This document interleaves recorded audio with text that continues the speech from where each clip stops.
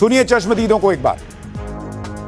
जिस टाइम आवाज़ आई धमाका हुआ तो मैं दुकान पे बैठा था, पीछे मेरी दुकान है, यहीं पे दुकान है, यहीं पे तो मैं चेयर पे बैठा हुआ था। एकदम से अचानक इतनी तेज धमाका हुआ कि मेरे लाइफ में इतनी तेज मैंने अपनी आवाज़ के भी नहीं सुना।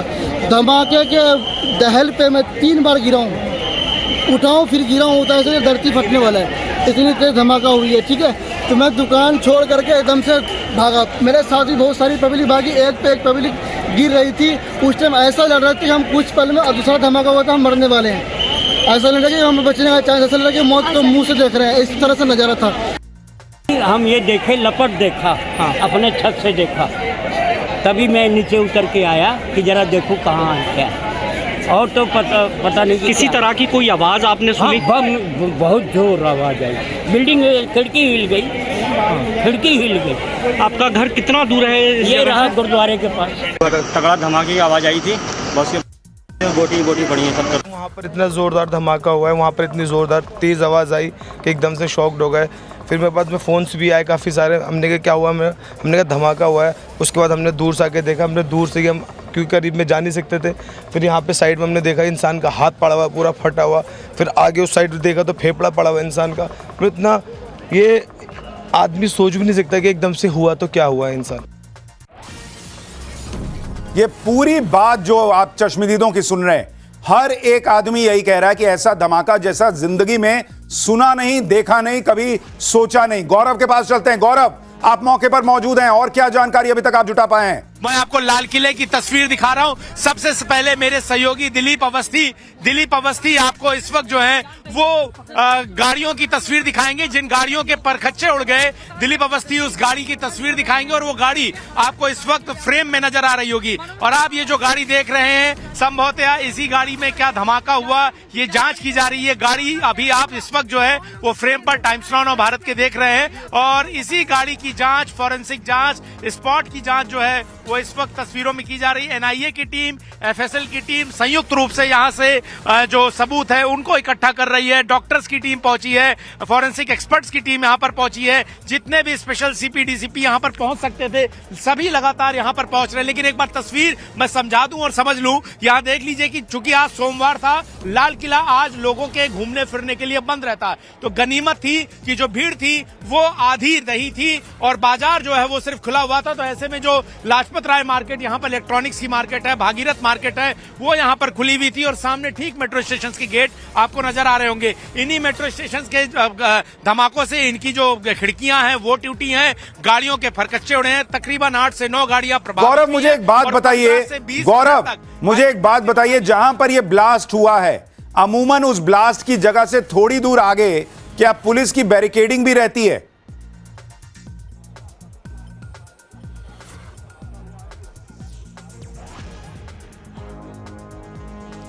बिल्कुल, देखिए पुलिस की बैरिकेडिंग रहती है। बिल्कुल, अब मैं समझा देता हूं बहुत आसान तस्वीरों में। लाल किला लोग आते रहते हैं। आप देखिए ये बैरिकेडिंग है लाल किले की एंट्री की, जो आप इस वक्त देख रहे हैं। तो लाल किले की एंट्री जो है अमूमन यहां होती है, पैदल घुसने वाले लोग दूसरी तरफ से घुसते हैं। पास में वहां पर जो है ये जो आपको छोटे से यहाँ पर स्ट्रक्चर दिख रहे हैं बुर्ज वाले, इनमें जो है पुलिस की पोस्ट होती है। तो जहां पर धमाका हुआ वहां से मात्र 5 से 10 कदम की दूरी पर दिल्ली पुलिस का पोस्ट है। तो दिल्ली पुलिस के पोस्ट के बिल्कुल ठीक साथ में चलती गाड़ी में धमाका हुआ, और उस धमाके की चपेट में 6 से 7-8 गाड़ियां जो है वो आई। और उसके बाद गौरव, मैंने आपसे ये सवाल इसलिए पूछा, गौरव मैंने आपसे ये सवाल इसलिए पूछा कि जहां पे ब्लास्ट हुआ वहां से, क्योंकि हम लोग भी गए हैं लाल किला और चांदनी चौक का इलाका, हमने देखा है पुलिस वहां पर खड़ी रहती है, बैरिकेडिंग रहती है, उनका पोस्ट रहता है। अगर ब्लास्ट जो है वो एक चलती कार में हुआ जो धीमी हुई और ब्लास्ट हो गया, और उसके कुछ आगे ही अगर पुलिस का पिकेट था या पोस्ट था, क्या यह संभव है कि अगर ये आतंकी धमाका है या किसी ने जानबूझकर ब्लास्ट किया है तो उसने आनन फानन में यह देखा होगा कि आगे पुलिस है, चेकिंग में पकड़े जा सकते हैं, इसलिए वहीं ब्लास्ट हो गया? क्या यह संभावना भी हो सकती है?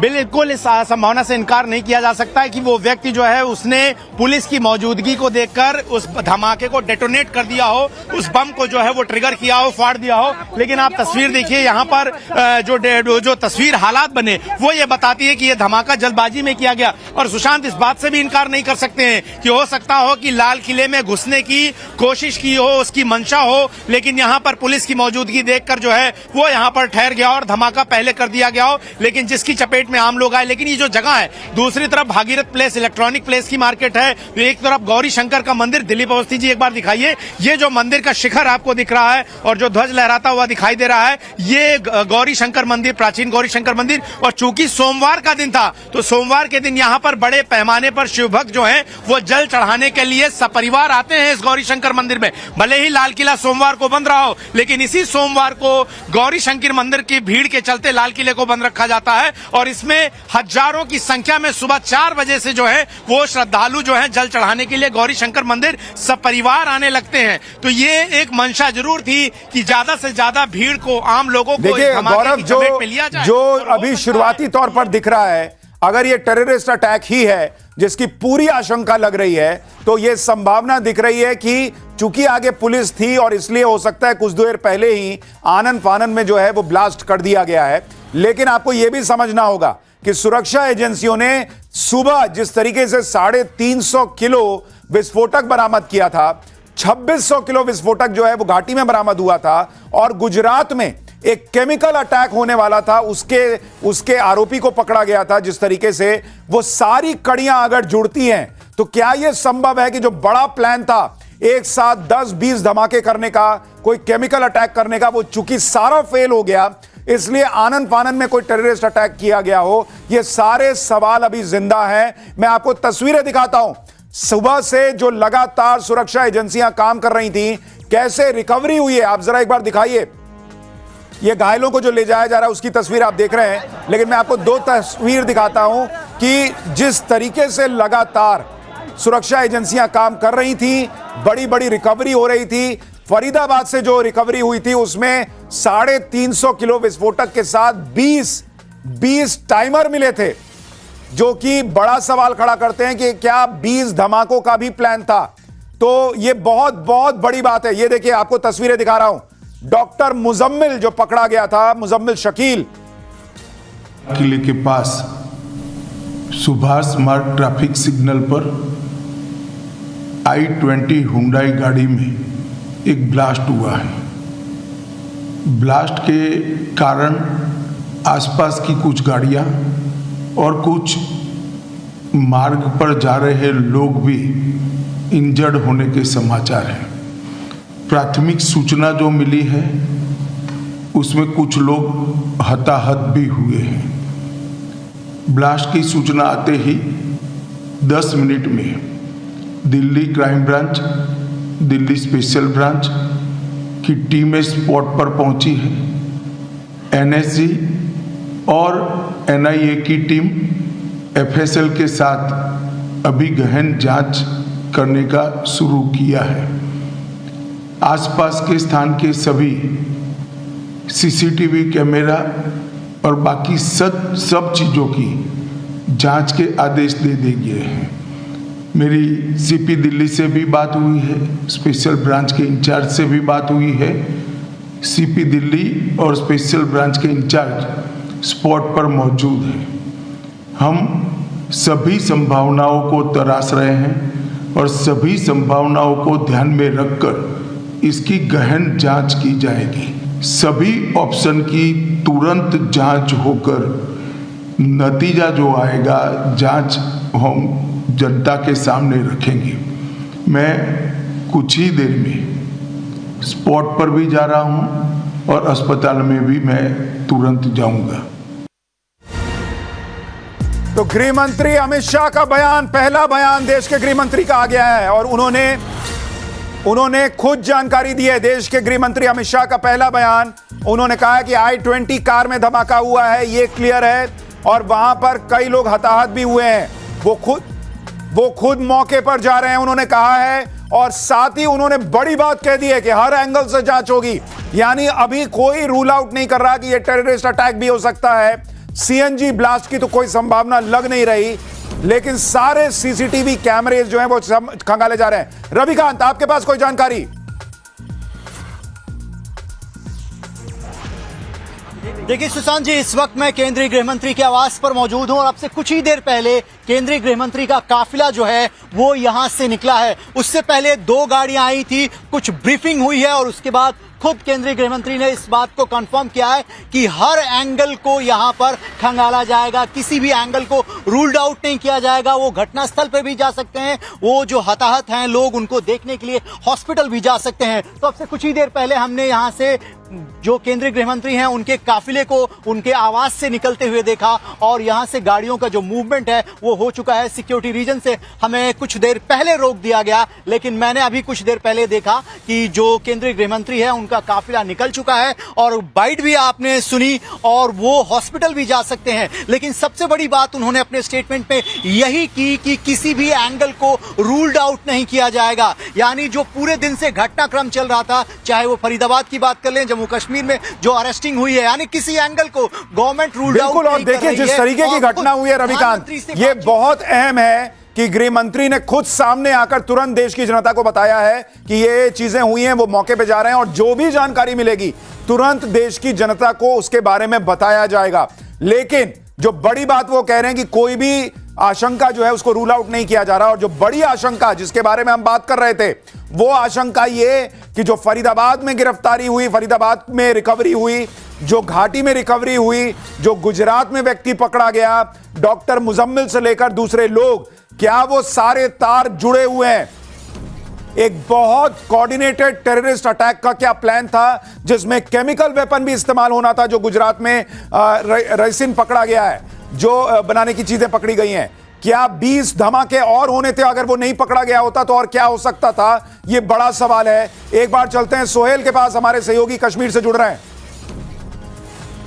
अच्छा, उनके पास अभी थोड़ी देर में जाएंगे, लेकिन बॉस ये सारी कड़ियां जो हैं अगर जुड़ी हुई हैं तो सुरक्षा एजेंसीज को ने एक बड़ी कामयाबी तो हासिल की सुबह तक, लेकिन ये आखिर में जो हुआ है ये बड़ा सवाल खड़ा कर रहा है कि क्या आनन फानन में आतंकी हमला अगर ये है तो क्या आनन फानन में ये धमाका किया गया है? क्योंकि इस बाकी का सारा प्लान जो है वो एक तरीके से खत्म हो गया। जिस तरीके से गिरफ्तारियां हुई, जिस तरीके से रिकवरी हुई और 350 किलो विस्फोटक मिलना, 2600 किलो विस्फोटक मिलना और केमिकल धमाके की तैयारी करना, यह बड़ा सवाल है। सोहेल के पास चलते हैं जो कश्मीर में मौजूद हैं। सोहेल, सुबह भी कहा गया था कि अभी ये जो रिकवरीज हो रही हैं, जो गिरफ्तारियां हो रही हैं, वो अभी ऑपरेशन चलेगा।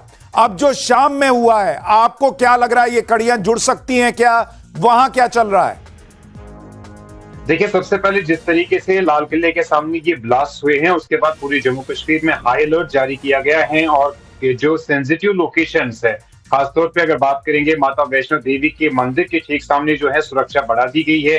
हर एक आने वाले और जाने वाले पर गहरी नजर रखी जा रही है। लाइन ऑफ कंट्रोल से लेकर हिंटरलैंड तक हाई अलर्ट जारी किया गया है। ऑपरेशन सिंदूर के बाद ही सुरक्षा एजेंसियां काफी सतर्क थी, हाई अलर्ट पर थी और इसके कारण ही जो यहाँ जैश के पोस्टर श्रीनगर के नौगाम इलाके से पिछले महीने मिले थे और उन्हीं पोस्टर्स को लेकर जांच चल रही थी। उसके बाद जो है एक बहुत बड़ी साजिश का पर्दाफाश जम्मू कश्मीर पुलिस द्वारा किया गया, जिसकी कड़ियां यूपी के सहारनपुर और हरियाणा के फरीदाबाद से अब जुटी हुई है। जम्मू कश्मीर पुलिस ने जो आज प्रेस रिलीज जारी किया है उसमें कहा गया है कि कई और लोग जो है जो वांटेड है और इस केस के साथ जुड़े हुए हैं, उनकी तलाश लगातार। ठीक है सोहेल, यानी आप जो कह रहे हैं ये बहुत महत्वपूर्ण है कि जम्मू कश्मीर में भी हाई अलर्ट है और माता वैष्णो देवी मंदिर के आसपास सुरक्षा बढ़ा दी गई है एहतियातन। लेकिन आपको बताऊं कि आज सुबह ही फरीदाबाद में 2900 किलो विस्फोटक बनाने की सामग्री मिली थी। सुरक्षा एजेंसीज ने टेरर मॉड्यूल का खुलासा किया था और आज शाम को ही दिल्ली में बड़ा धमाका हो गया। फरीदाबाद के अलावा सुरक्षा एजेंसियों ने गुजरात में भी टेरर मॉड्यूल को तबाह किया था। हैरानी की बात यह है कि इस टेरर मॉड्यूल में 3 ऐसे संदिग्ध आतंकियों को पकड़ा गया है जो पेशे से डॉक्टर हैं। दिल्ली के पास फरीदाबाद से डॉक्टर मुजम्मिल शकील को पकड़ा गया। यूपी के सहारनपुर से डॉक्टर अदील अहमद को गिरफ्तार किया गया। यह ऑपरेशन जम्मू कश्मीर पुलिस और हरियाणा पुलिस ने एक साथ पूरा किया। इसके अलावा गुजरात के गांधीनगर से डॉक्टर अहमद मोयुद्दीन सईद को पकड़ा गया। इसके अलावा सूत्रों से खबर है कि 2 से 3 डॉक्टर और हैं जो सुरक्षा एजेंसियों के रडार पर हैं, क्योंकि यह ऑनगोइंग ऑपरेशन है, इसलिए आगे भी गिरफ्तारियां हो सकती हैं, कई बड़े खुलासे हो सकते हैं। लेकिन ये जो डॉक्टर पकड़े गए, मुजम्मिल से लेकर दूसरे, ये सारे लोग क्या प्लान कर रहे थे, ये सबसे बड़ा सवाल है कि उनके पास जो मिला है वो आप देखिए और सोचिए कि अगर ये कामयाब हो गए होते तो देश में ये लोग किस तरीके की हरकतें करते या कितना बड़ा आतंकी हमला हो सकता था। जो ये थ्योरी बेचते हैं कि बेरोजगारी की वजह से लोग आतंकी बनते हैं, मजबूरी में लोग आतंकी बनते हैं, बॉस यहां पढ़े लिखे डॉक्टर आतंकी संगठनों से जुड़े हुए थे और भारत को दहलाने की साजिश रच रहे थे। ये कोई अनपढ़ या कम पढ़े लिखे लोग नहीं थे कि जिन्हें बरगलाकर आतंकी बना दिया गया। इस खौफनाक साजिश में शामिल लोग पेशे से डॉक्टर हैं, अस्पतालों में नौकरी करने वाले डॉक्टर हैं, और दूर दूर तक कोई शक की गुंजाइश नहीं कि भाई ये एक ऐसा व्हाइट कॉलर जॉब जिस पर शक करने की दूर दूर तक कोई गुंजाइश नहीं। इनकी डिटेल आपको बताऊंगा तो आप हैरान रह जाएंगे, लेकिन एक बार पहले मौके पर चलते हैं जहां इस वक्त खुद गृह मंत्री अमित शाह पहुंचने वाले हैं और वहां पर क्या चल रहा है। एक बार चलते हैं फिर से अनुज के पास। अनुज, क्या अपडेट? गृह मंत्री थोड़ी देर में बस वहां पहुंचने वाले हैं।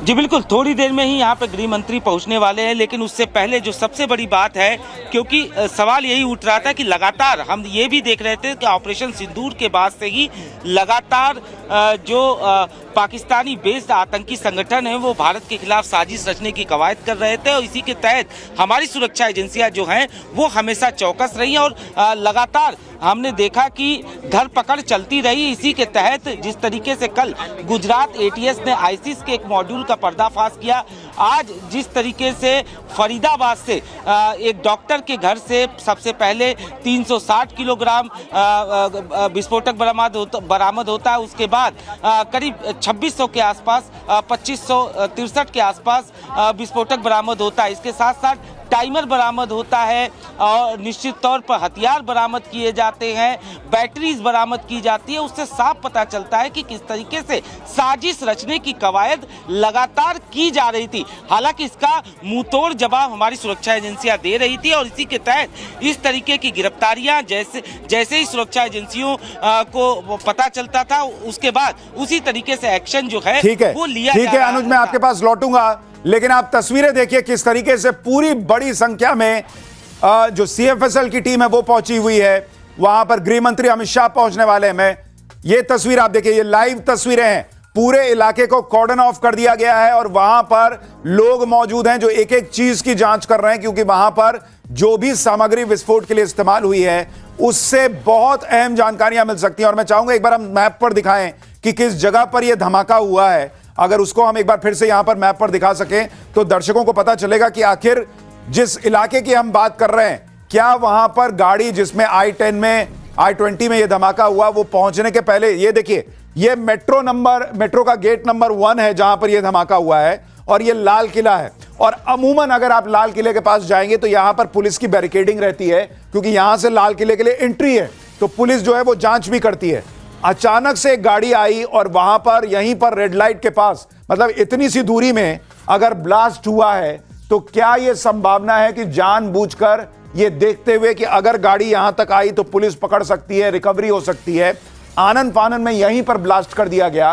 क्या यह हो सकता है? क्योंकि अगर वो आतंकी हमला है तो उनका निशाना जो है, संभव है कि चूंकि दिगंबर जैन मंदिर है, गौरी शंकर मंदिर है, यहां पे भीड़ ज्यादा हो सकती है, तो संभव है कि वो टारगेट कर सकते थे कि और करीब आते और यहां धमाका करते।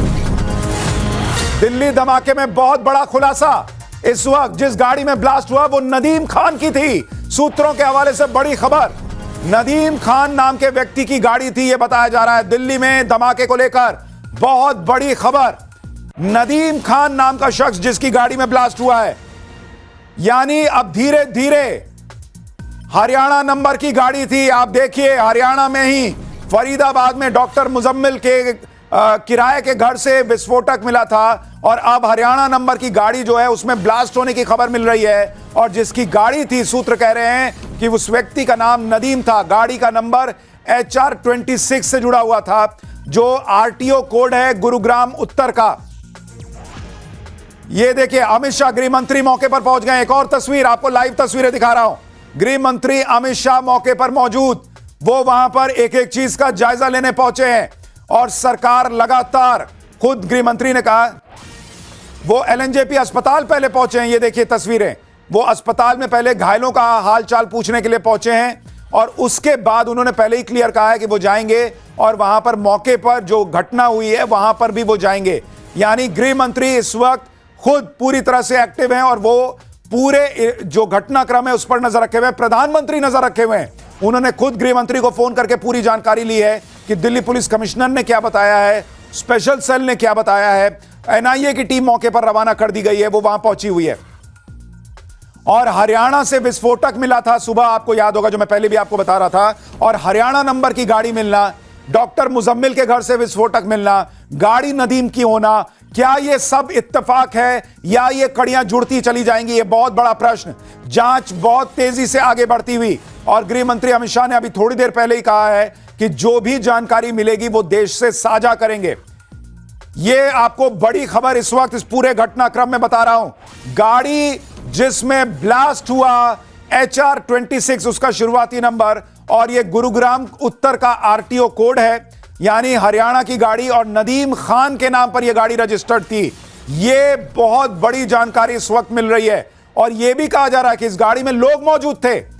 इसीलिए मैं आपसे बार बार कह रहा हूं कि क्या यह प्लान था कि गाड़ी पार्क की जाए और उसके बाद ब्लास्ट हो, सामने पुलिस को देखकर यह आनन फानन में ब्लास्ट कर दिया गया, या फिर आत्मघाती हमला था या कुछ और था। अभी बहुत सारे प्रश्न हैं जिनके जवाब मिलने बाकी हैं, लेकिन गाड़ी नदीम खान के नाम से रजिस्टर्ड थी यह बताया जा रहा है।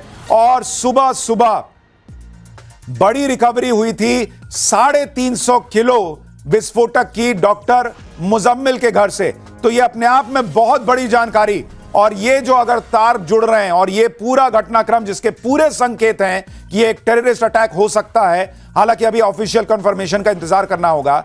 अगर ये आतंकी हमला है तो ये एक बहुत बहुत चुनौतीपूर्ण वक्त है देश के लिए, क्योंकि पहले भी प्रधानमंत्री ने स्पष्ट किया है कि कोई भी इस तरह की घटना अगर हुई तो उसका करारा जवाब दिया जाएगा। लेकिन वो तार कहां जाता है, क्या होता है, एक बार प्रेरित के पास चलते हैं जो अस्पताल में मौजूद है, एलएनजेपी अस्पताल में। प्रेरित, आपके पास क्या अपडेट है घायलों को लेकर, मृतकों को लेकर?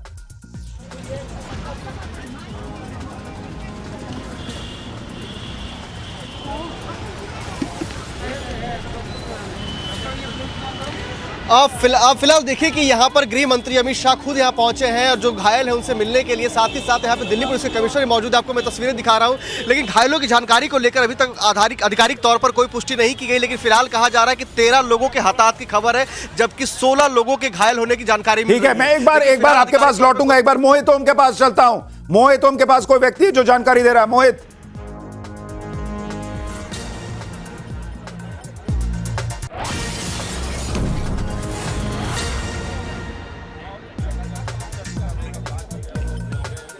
जी बिल्कुल, देखिए हमारे से वही चश्मदीद हैं जिन्होंने ये बताया, जो खुलासा किया है कि गाड़ी जो है वो HR-26 और उसके लास्ट डिजिट 7674 है। तो अपना उस वक्त कहाँ पे थे आप? सकते कोई सर, मैं मौके पे ही था, सामने दूसरी तरफ था, रोड पार करके इधर आया हूँ दूसरी तरफ। मौके पे जब आदमी भी चल रहे हैं, लोग बाग वीडियो बना रहे हैं, मैं तो कहता हूँ वीडियो ना बना के किसी की हेल्प करो। रजिस्ट्रेशन नंबर जो है वो किसने चेक किया था कि नदीम खान के नाम पे गाड़ी? पुलिस वाले ने चेक करा था मेरे सामने, मैंने ही बोला था सर ये गाड़ी उड़ी है सामने से, ये गाड़ी का एक प्लेट बची है, इसका नंबर चेक कर। उसने चेक करा फोन में, देखा नदीम खान के नाम से HR नंबर है 7674। उसने जब देखा, फिर स्टाफ आ गया, उन्होंने बोला प्लेट दुबका दो। कोई नहीं, मैंने कहा सर प्लेट ले गए वो चौकी में। फिर मुझे मौके पे देख के मुझे भी लेके चौकी में, मैंने कहा सर मुझे घर जाऊंगा। फिर मुझे घर ना जाके नहीं है कि सर आप बैठो, और स्टाफ आया, पूछताछ हुई, फिर लिखा पढ़ी करके फिर मैं आ गया सर। ये कंफर्म था नदीम खान नाम आ रहा था? ये नदीम खान ही था। गाड़ी मूव थी, गाड़ी कोई रुकी हुई नहीं है, ट्रैफिक ज्यादा था तो इस गाड़ी स्लो थी सारी। पुलिस प्रशासन की इतनी लापरवाही है जो ट्रैफिक नहीं हटाया। मार्केट जैसे इलाकों में अगर ये ट्रैफिक ना होता तो भगवान न चाहे किसी की जान नहीं जाती। कितनी गाड़ियां और लपेटे में आई थी? गाड़ी की दुर्घटना थी, एक में निकल जाती। इतना ट्रैफिक तक आसपास लोग बाग जो रोड पार कर रहे हैं वो भी जल चुके हैं। और कितनी गाड़ी चपेट में आई थी? यहाँ ट्रैफिक, कितनी गाड़ियां चपेट में आई थी? मैं कह रहा हूँ 10 गाड़ी मेरे सामने 10-15 गाड़ियां जल रही हैं, जिसमें से हम बंदे निकाल रहे हैं। आधी गाड़ी जली हुई है, जिसमें देख के पब्लिक वीडियो तो बना रही है, तो ये नहीं है कि इसमें से निकलवा दे। आवाज मार मार के, ई रिक्शा में तो खैर जो थे मौके पे जल गए। गाड़ी में मैंने बोला सर वीडियो मैंने लोग वीडियो बाद में बना लेना, पहले निकाल लो। गाड़ी ब्लास्ट हुई थी उसमें और लोग बैठे हुए थे क्या? वो तो बैठे हुए थे, वो तो गाड़ी में, उसमें से तो कोई नहीं कह सकते, उस गाड़ी में कोई नहीं बचा होगा क्योंकि गाड़ी नहीं है वो। जब गाड़ी के पार्ट्स थोड़े थोड़े इधर गिरे हैं तो वैसे ही पार्ट्स बॉडी के गिरे हैं, कुछ पार्ट्स मार्केट के उधर गिरे, कुछ इधर गिरे हैं, दोनों साइड बॉडी के। चश्मदीद हैं जो बेहद गंभीर बात बता रहे हैं कि HR 26 नंबर की गाड़ी थी जिसके लास्ट 4 डिजिट 7476 थे, और जब गाड़ी रजिस्टर्ड नंबर चेक किया गया तो नदीम खान के नाम पे ये गाड़ी निकली है, जो पुलिस ने वो रजिस्टर्ड नंबर को चेक किया था। तो यानी ये चश्मदीद मौके पे थे जिन्होंने लोगों को बचाने की कोशिश की है। वो बता रहे हैं कि जिस गाड़ी में ब्लास्ट हुआ है उसका आखिरी के 4 डिजिट 7674 थे, HR 26 नंबर पर रजिस्टर्ड थी और नदीम खान के नाम पर रजिस्टर्ड थी। जी ठीक है मोहित ओम, हम आपके पास लौटेंगे। यानी चश्मदीद के बयान के आधार पर अभी शुरुआती तौर पर यह जानकारी निकल कर आ रही है कि हरियाणा नंबर की गाड़ी थी जिसमें विस्फोट हुआ।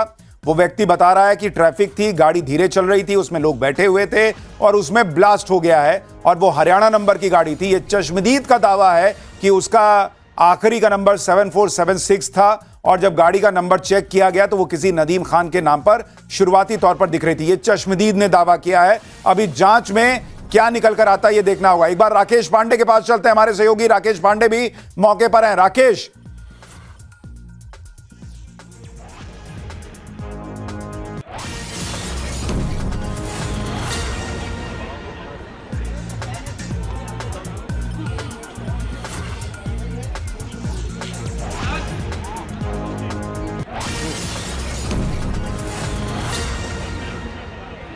बिल्कुल सुशांत जी, देखिए मैं मौके पर हूँ, LNJP अस्पताल यहाँ से थोड़ी दूरी पर लाल किले के पास हूँ, और यहाँ पर अब गृह मंत्री अमित शाह थोड़ी देर में पहुंचने वाले हैं। मैं तस्वीरें आपको दिखा देता हूँ। अभी भी यहाँ पर बड़ी तादाद में एम्बुलेंस की मौजूदगी है। यहाँ से सामने जो रास्ता आपको दिखाई दे रहा है, यहाँ पर